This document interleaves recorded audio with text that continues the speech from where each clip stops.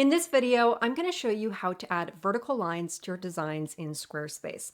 Now, I've seen other tutorials on this topic, and the problem that I've run into is that they all seem to use a code block. Now, there's nothing inherently wrong with code blocks, but they can be a little bit finicky. I found that sometimes, even if the width of the content inside of the code block is very narrow, for example, in the case of a thin vertical line, I can't reduce the width of the code block in the editor down to anything smaller than 4, sometimes even 6 cells wide in the Fluid Engine grid. This only happens sometimes. It doesn't happen all the time. I have no idea why, but I wanted to come up with a method that doesn't use a code block at all. So we're going to actually use a shape block for this, and I find that it's a lot easier to work with.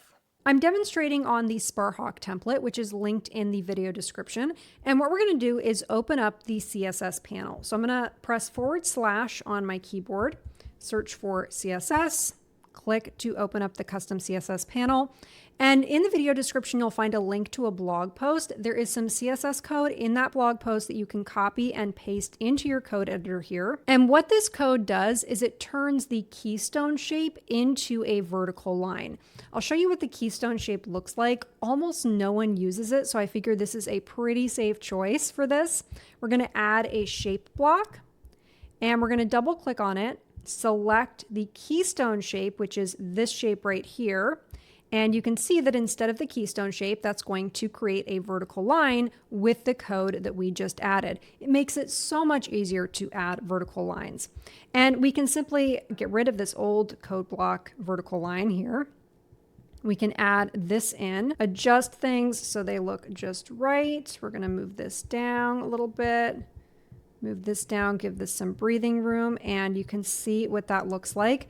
Looks fantastic. If you want to get rid of some of the extra width here, you can simply bring that down, and you can adjust the line to make it as tall or as short as you want. Now, you might be wondering how to change the color of this line. So this is one of my favorite things about this little snippet of code. It automatically adopts the color of the horizontal line in each section. So I'm going to go into the site styles, click on colors.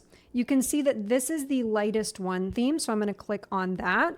And if I search for line, we don't want inline links. We want the line block here. You can set the line color right here. So if I wanted it to be blue, I could change it to blue. I can set it to a custom color in here, and I don't even have to touch the code to set that color. And you can customize this for every single color theme on your website. And that's it. It's super, super simple. If you do use the keystone shape in your design and you don't want to use that for your vertical line, you can always go into the CSS code and change this to a different shape that you don't actually use. But I don't think I've ever actually seen someone use the keystone shape, so I think that's a pretty safe choice.